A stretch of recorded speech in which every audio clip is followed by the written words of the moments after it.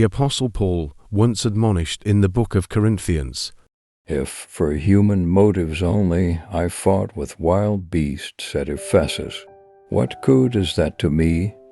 If the dead are not raised, let us eat and drink, for tomorrow we die." "Let us eat and drink, for tomorrow we die," is not a triumphant proclamation, but a cry of panic and dread. This is understandable for individuals who confine life merely to disordered physical arrangements before death. When they witness death snatching someone away, only one thought incites them, the thought expressed by a tormenting question: "And now, I wish to know who will be the next to die."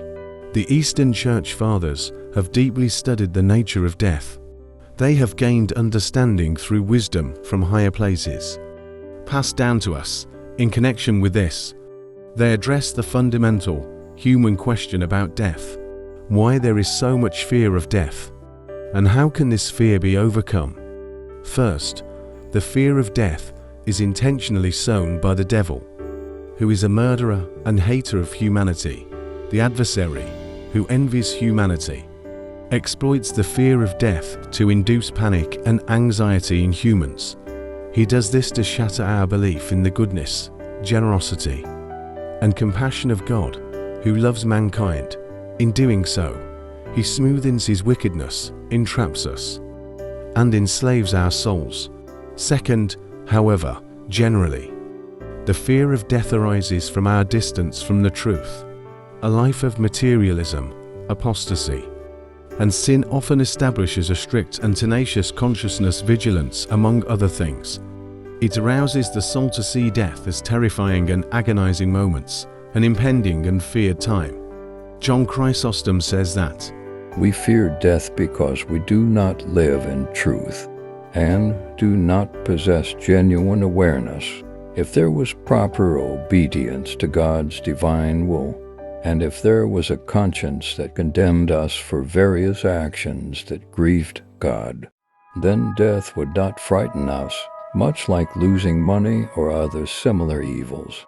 Isaac of Syria understands that as long as a person acts recklessly and persists in committing wrongdoings in life, the fear of death will inevitably dominate. As long as they depend on worldly matters and lead a transient life, they will fear death. Humans who are unrighteous and transient fear death, just as an irrational animal would fear being slaughtered. On the other hand, someone who lives a virtuous life does not harbor fear of judgment in the future, and consequently does not harbor fear of death either. Third, another reason for the fear of death is the attachment and fondness for all the things that support the current bodily life, and the reluctance to let go of them. Physical life is indeed a common gift from God. This is why it is natural for humans to deeply love this life. It's why we rebel against every evil and resist any condition referred to as death. However, after the fall in Eden, humanity has tended to stray far beyond the limits of present life and deemed more than what is appropriate. Church Father Athanasius found that due to humanity's fall, we face the following consequences. After sin entered, terrifying and ruling over our souls with numerous desires of carnal lust, we began to enjoy and delight in all of it, and we fear losing its pleasures.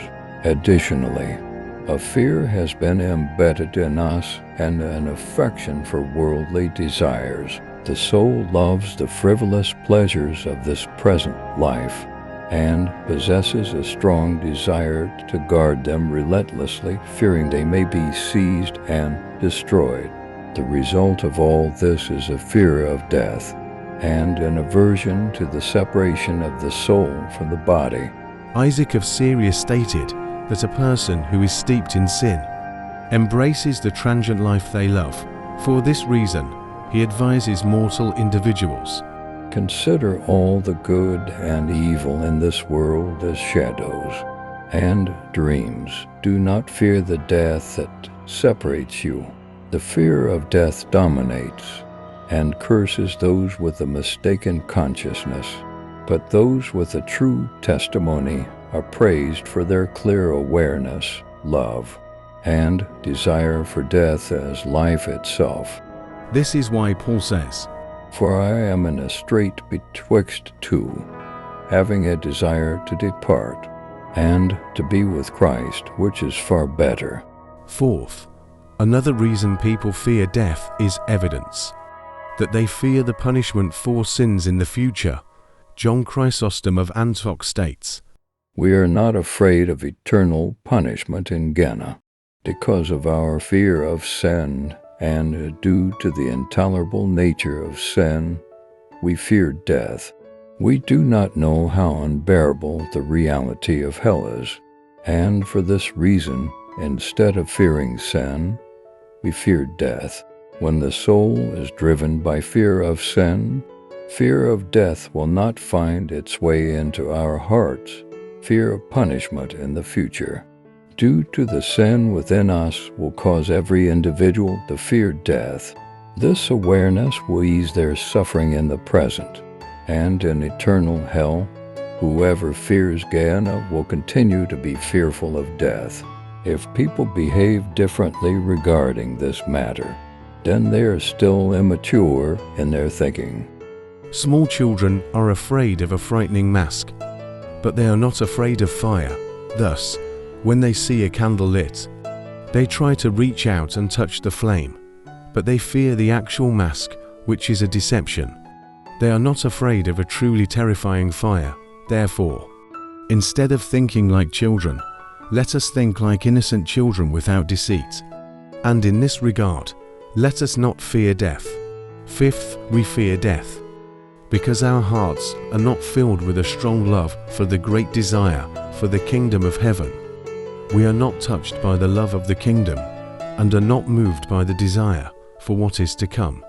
We should view the things of this present life with disdain, as Paul did, considering everything as rubbish and every insult as worthy because of Christ. This is why John Chrysostom says, Give me the opportunity to live as Paul lived, and I will never be afraid of death. One of the ascetic fathers, Theognostos, who, in purity of life, had been graced by the Holy Spirit dwelling within his heart, beautifully writes, If you are still afraid of death, you have not been united with Christ through love, even though you have been properly united and filled with his flesh. You must also be united with him in love. You must be united with him to the point where you no longer care for this life or life in the flesh,